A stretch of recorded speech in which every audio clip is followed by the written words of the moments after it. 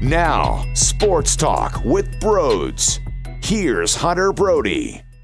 Is there anything better than Markelle Fultz drama? Because that's what we have. Not only that conversation, but the Sixers are going into a 4-game road trip without Ben Simmons. He's not making the trip. And Joel Embiid is initially not going on the trip, but it is possible for him to meet up with the squad halfway through or so. So Joel Embiid is not ruled out for the 4 games. It is possible that he meets the team somewhere along the lines. Game by game, though. That's all we can take it is game by game. So we will have both of those conversations. But first, I'm giving away free Sixers tickets. That's right. I am giving away a pair of Sixers tickets to the game against the Detroit Pistons, March 11th, a 7:30 game at the Wells Fargo Center.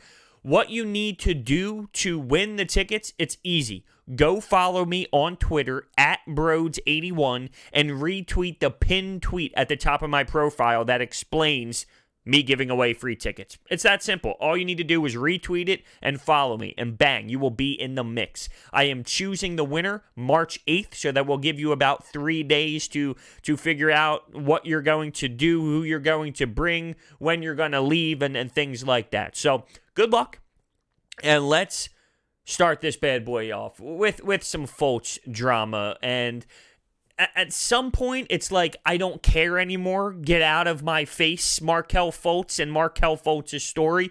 But at the same time, it irritates me that this is how everything is perceived, as if Philadelphia was such a brutal place for him, and we were just disgusting fans. We were the worst type of people in the world towards him while he was here trying to figure this out. Now, yeah, absolutely, there's some disappointed fans, there's some miserable fans when it comes to what he turned into, and that's fair, though. I mean, that is fair. But during his time here, when he wasn't able to get on the floor, when he had a hitch in his jump shot, they supported the kid, cheering, standing up for him, standing ovations, going nuts when he made a play, the triple-double. I mean, the fans absolutely supported Markelle Fultz when he was wearing the Sixers uniform, rooting for him to be that third piece to fit in with Ben Simmons and Joel Embiid. All Sixers fans wanted him to succeed, but he wasn't able to do it. And then the conversations of, is it a legit injury? Is it not a legit injury? Did he forget how to shoot? Came in, and I could understand that being toxic, but it was perceived as if in this Bleacher Report story that we are the worst human beings in the world as a fan base, and that's why it gets my blood boiling, because that's such a joke. It really is. Now, I know I mentioned the tickets, but I also need to mention SeatGeek, because if you do not win the tickets and you want to go to a Sixers game or the Flyers game, look how hot they are, you can use the promo code BROADS at SeatGeek's checkout page for $20 off of your total purchase. That's free parking. It's a no-brainer to use the promo code BROADS today.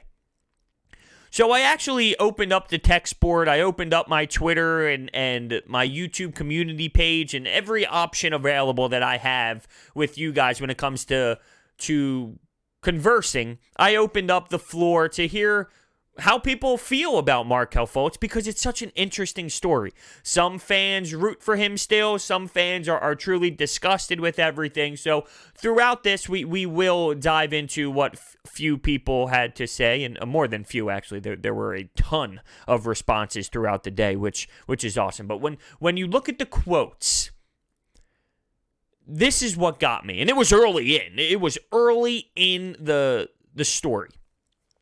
It talked about how sleep would be an escape for Fultz. And underneath of that, he could not stop the entire city of Philadelphia from hating him. I do not think the city of Philadelphia hated Markelle Fultz when he was here in Philly.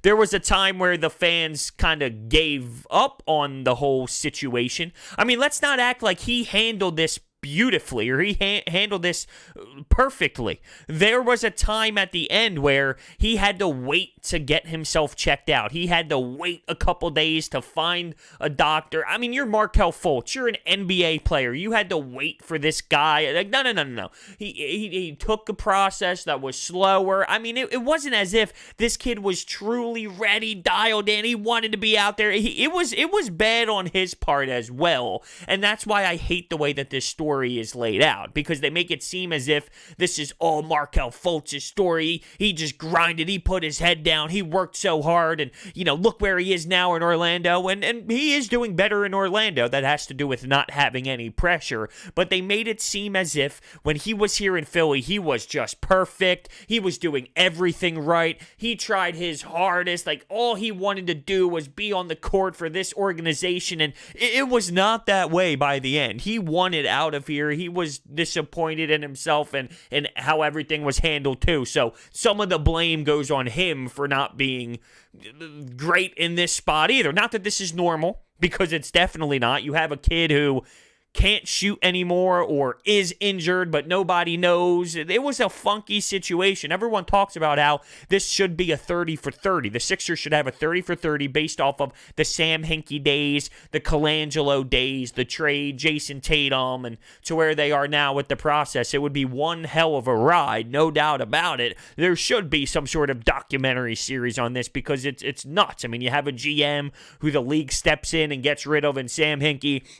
They're forced to hire a new guy. Here comes in Colangelo. He has a fake Twitter account. It's absolutely ridiculous. It is. But getting back to Markelle Fultz, he then tweets, "Can't believe everything you read," with a shh emoji, after Bleacher Report drops this article and story on Twitter. Is he doing better now? Yes, he's doing better now. In 28 minutes per game, he averages about 12 points, 3.4 rebounds, 5.2 assists. But his hitch is still there. He's shooting 25% from three, 74% from the free throw line. He was a first overall pick. He's playing better, and not everyone's paths are all daisies and unicorns, and you get picked first overall and you just dominate the league. It just is so ridiculous.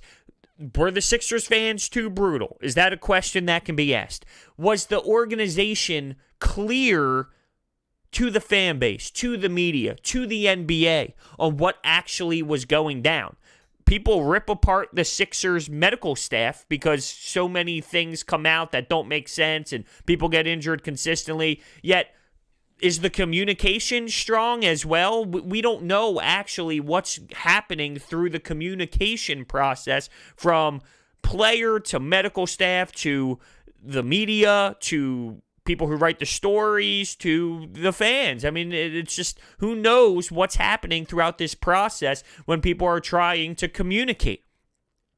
Another line that stood out to me in this, which is ridiculous: no doctors would tell him what's wrong. He would wait, and he wasn't getting the proper information. Now, is that because nothing was seriously wrong and it was mental? There was the report about the crash with the motorcycle, but that was never legitimately verified, so nobody knows if that was actually true or just something to support his play on the court. Like, he's not doing well. He forgot how to shoot. Okay, well, let's somewhat throw in a potential story that could at least correlate the two from happening.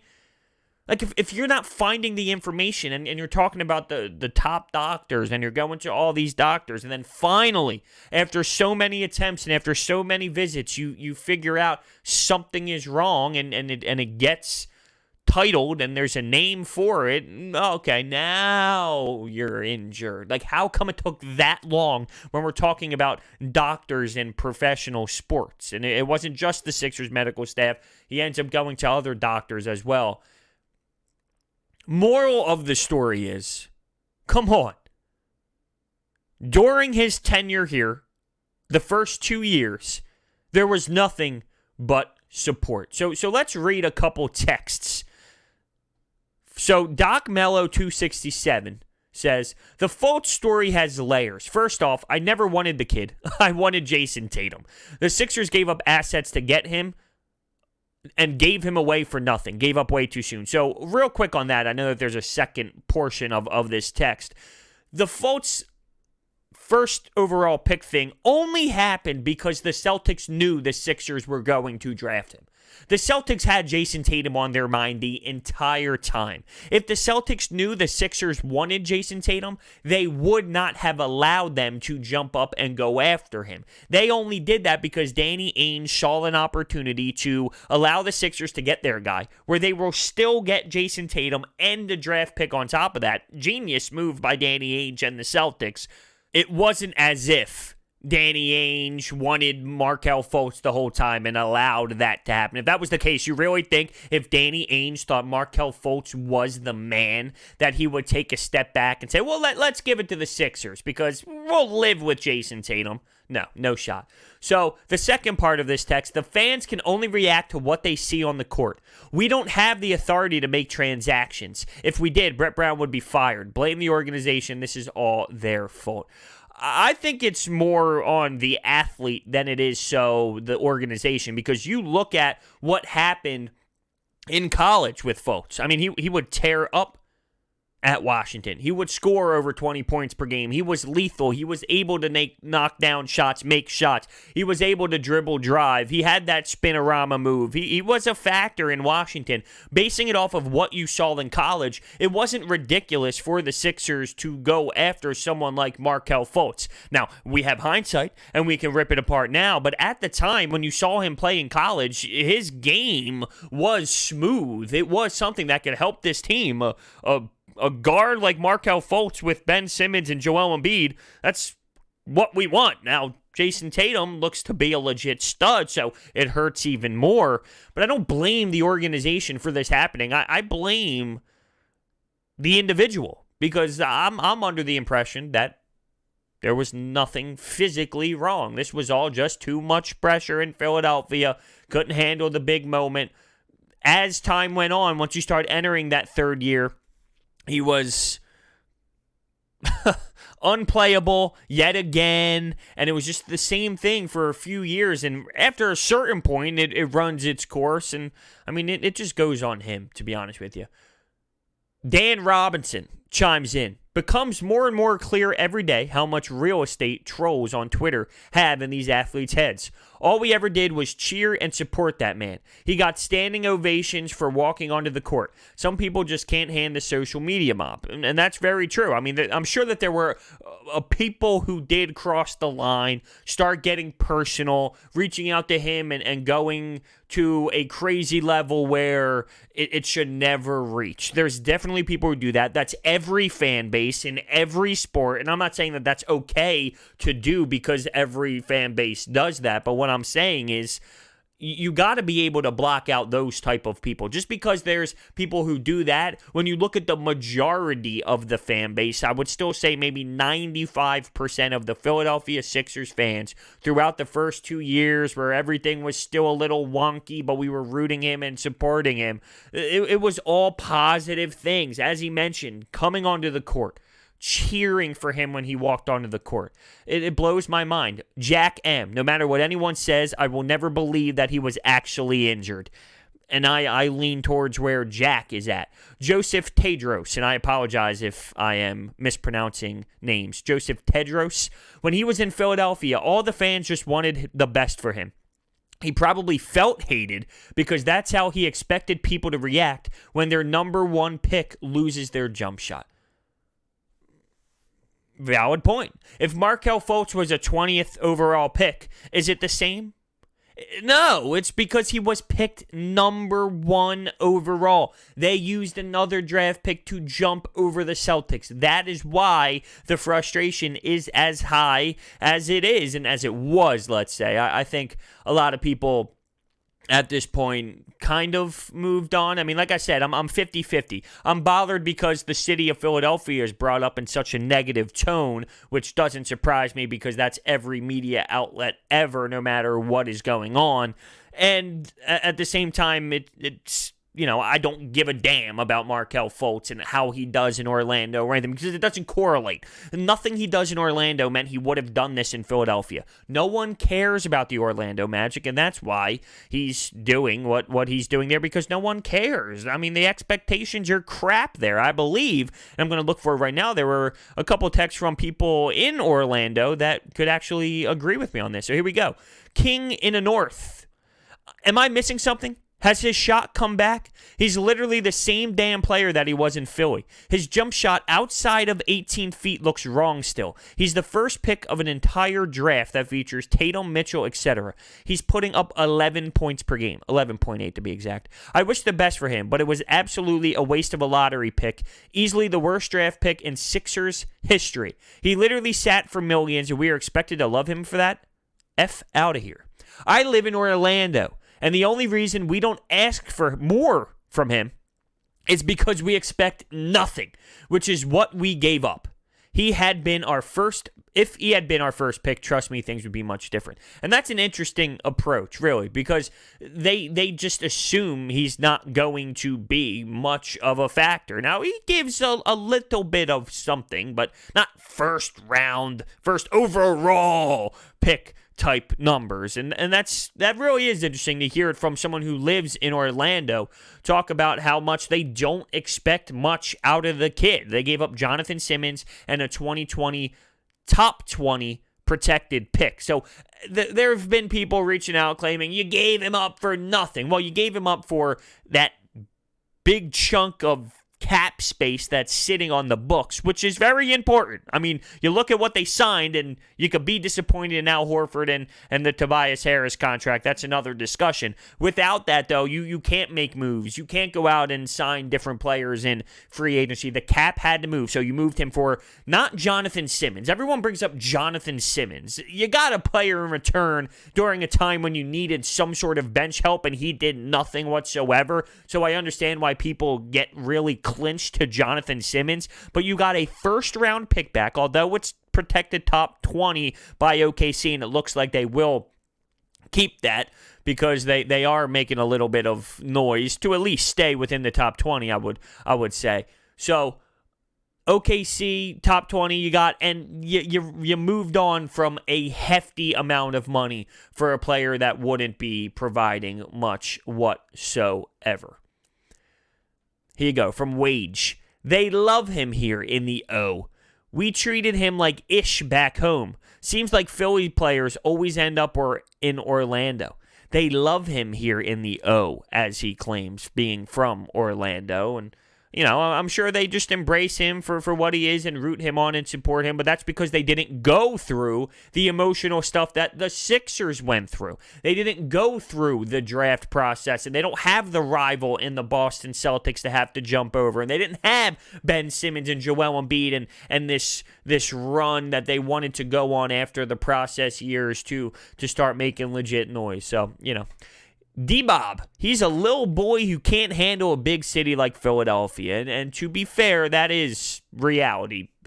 There are different types of athletes. Some like the small markets that don't really get a lot of media, that don't get talked about a lot, that aren't discussed. And then there are people who embrace this bad boy. And Bryce Harper is one of those athletes who came to the blue-collar city and enjoys that. There's people like Claude Giroux, who even though he gets criticized all the time, he loves it here in Philadelphia. He is a Philadelphia Flyer. Not everyone can be made for a city like this. You got to be able to block out the noise. And I'm not saying it's easy to do at 19 years old, because it's not easy to do at 19 years old. But that's when the professional organizations step in. That's where your supporting cast steps in. And his mom got involved, and she was probably thinking the best intentions for her son, because that's what you do as a parent, but I don't think it was looked upon that way. And she was even mentioned throughout the story, trying to keep him positive and keep him going. And that's easy to say that was the mindset at the time, but that doesn't mean that's how it actually went down during the moments. It's funny because I don't think about it too much, how much, Markelle Fultz and the whole story is, and how crazy it really was, until I start to read these texts that come in, read these comments on the YouTube community page on my Sports Talk with Broads channel, and I see how everybody's reacting. It's it's so unique and weird and odd and hard to comprehend. The entire move, how it played out when he got traded to where it is now. And you keep hearing stories, and it's always going to be linked together. It's always going to be tied. Markelle Fultz and the Philadelphia 76ers. No matter what he does, this whole story will always be looped and circled around once again. Whether he does something good, whether he does something bad, it will be on a full circle. Ruchira de Silva.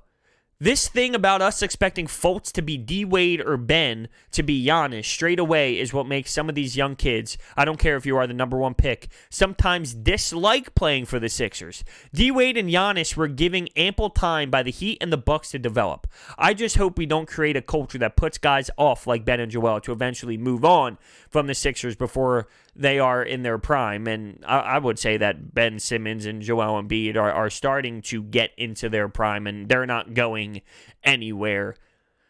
Money talks, first off, and Ben Simmons and Joel Embiid, they don't hate this city. They don't. They've been very vocal about enjoying their time here. Ben signs the extension, and as I claim, money does talk, so there is something to be said about that. The city is brutal, the city is harsh, but athletes can handle it. There are athletes that can absolutely handle it. There are that can't. And when I look at Joel Embiid and Ben Simmons, those two look like they have a little bit more understanding of what's going on. Even if Joel Embiid's a troll and he likes to shush the crowd and that gets him going because he's someone that needs extra motivation. He likes going back and forth with the city. He's from another country. He comes here. This city embraces him like no other. He becomes one with the city. It's just totally different stories when you're talking about these two. And with Ben Simmons, I feel like he doesn't listen at all to what media says. He lives his own life. He does his own thing. He's a Jenner type person, a Kardashian type person.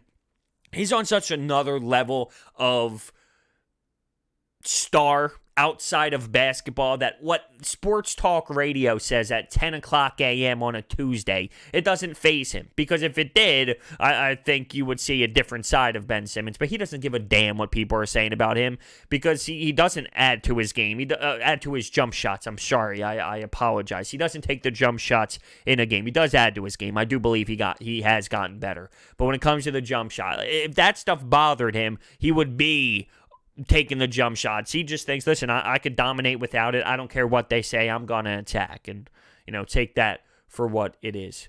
His goofy ass needs to stay off the motorcycles. Ain't nobody stupid. Played one amazing summer game and then nobody knows what happens to him for the next 2 seasons. Just like we close our eyes for 1 second at the same time during the All-Star and we magically don't know why Ben Simmons' back hurts. That's from Eric R.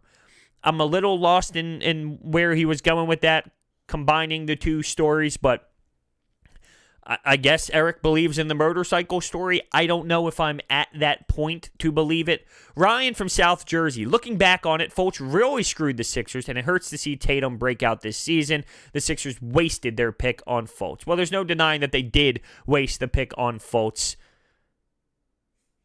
No, I don't think anyone knew Tatum was going to be to this level. He's an enjoyable watch, though. I won't lie. I enjoy watching Jason Tatum as a basketball fan. I think it's time to transition to this road trip because I'm getting irritated thinking about Markelle Fultz. He bothers me. He annoys me. He frustrates me. He's a hate the face to me. And then the city of Philadelphia gets brought up, and I feel rage inside of me. So let's just briefly talk about this road trip where they will see the Clippers, they will see the Lakers, they will see the Warriors and the Kings. I'm sorry, I drew a blank, and it's actually the Kings and the Warriors. I did that last time too. I mixed up when they play. Kings first, then the Warriors. It ends in Golden State. You're going to have to see players step the hell up. Whether it's Al Horford, whether it's Tobias Harris, like he played against the Knicks, and this time it's going to be against way tougher opponents, so it will be more difficult, or Josh Richardson. Can Shake Milton continue to play the way that he has been playing? They played 2 bad teams where he had some successful nights. Is he going to be able to step up? How about the bench depth? Will Matisse be able to, I don't know, be more of a spark plug? I'm a little underwhelmed with Matisse over this last stretch. Furkan Korkmaz, will he have one of those nights where he drops 38 and then we all yell at me on Twitter at Broads81 for all the comments I've stated about Furkan Korkmaz in the past? I mean, I would love for that to happen because I want this team to win. I don't know if they are going to win a game. Every time they go on a road trip like this, I always tell myself I'd be satisfied with 2-2, but how can I expect 2-2? How can I expect 1-3? I mean, realistically, that's what I hope to see. 1-3. I hope to see 1-3. I can't see 0-4. I mean, I would be disappointed in 1-3, but that's what I expect based off of their 9-21 road record. I'm basing it off of statistics so far this season. What they do on the defensive side at home compared to their defensive rating on the road, it's a sick joke, and you should be able to compete. That's effort. It should be there. Shooting woes change based off of the energy in the crowd, based off of the bench always playing better at home. So you should see numbers dipping offensively on the road because that's just natural. That happens. The home crowd, it gives your bench a boost. It gives you guys a boost. It shouldn't be an extreme drop, but it should have some sort of drop based off of it just being natural, and statistics based over the years of the NBA will show you that. But defensively, I mean, I get the crowd gives you a boost too, but you should be able to compete, and they are not doing that. So it's on those players to find a way to carry this team over the hump without Ben Simmons on the trip and Joel Embiid potentially finding his way to maybe play against the Kings, maybe play against the Warriors, if that is the case, but I am not going to put a ton of money down on that actually occurring. I'm going to go in to this trip with the mindset of you won't see either of them two, and if you do, it's a bonus. How about this, though? And this could be goofy. This could be Philadelphia sports talk radio-ish. This could be sports media in Philadelphia-esque, if that makes sense. Tobias Harris constantly puts up stories on his Instagram, and Matisse Thybulle's involved, always getting food for the guys on the bus. And we talk about how they are 9-21 on the road. Popeyes, Chick-fil-A, all these biscuits, all these chicken sandwiches. It's funny in the moment to see those two kind of joke around. You see their connection, you see their friendship, and you see what type of guy Tobias is and Matisse, and it's cool to be able to relate. I get that.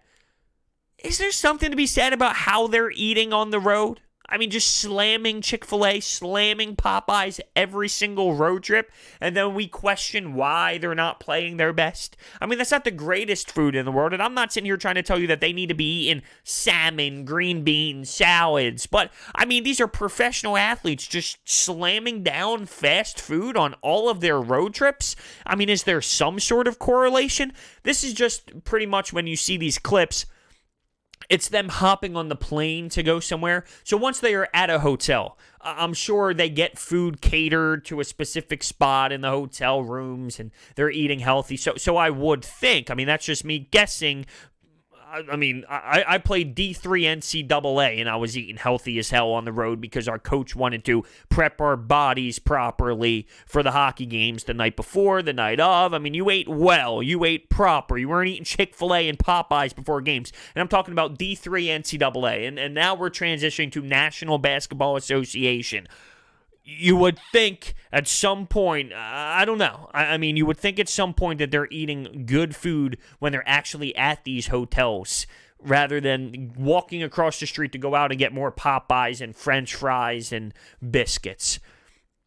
But I'm starting to look at it in a different way, and I don't think that's nitpicking because you look at how poorly they are playing on the road.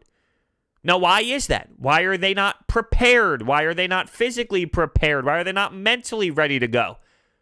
Well, it starts with being well rested. It starts with eating properly. And you have sports therapists and things like that and sports science to help prove if you put better stuff in your body, you'll probably perform better as well.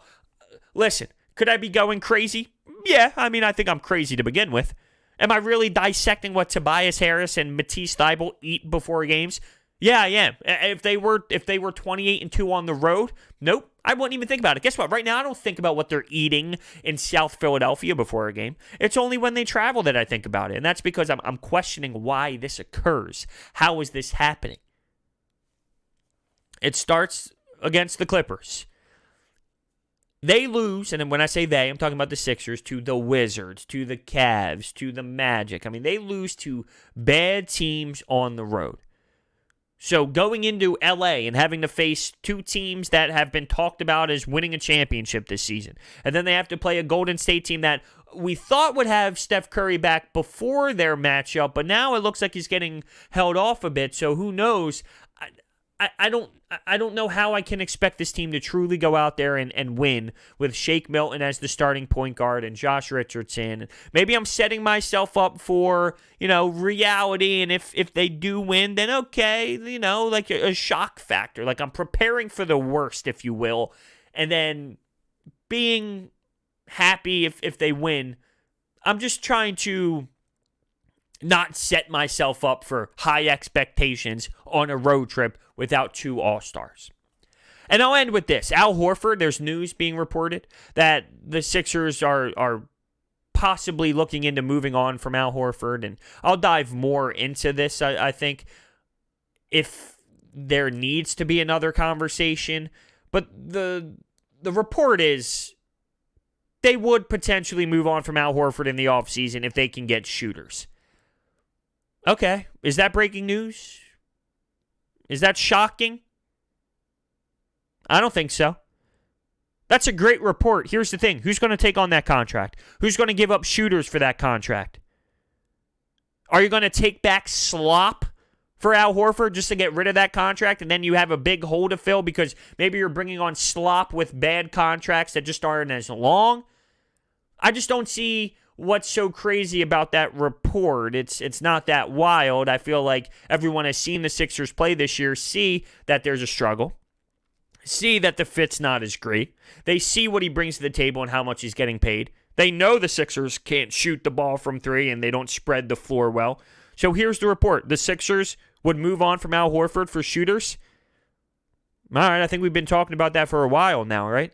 It just comes down to, would anyone actually do that? Who wants Al Horford, and what you could even get back in return.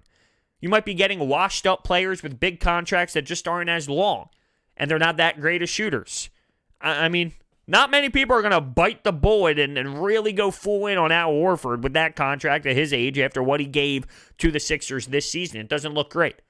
So if there needs to be more conversation on it and maybe more news pops out about it, I'll talk about it again. But for right now, to me, this is no report. It's an obvious statement. That's all it is. Thank you so much for watching. Hit that thumbs up button and subscribe, and I will see you next time.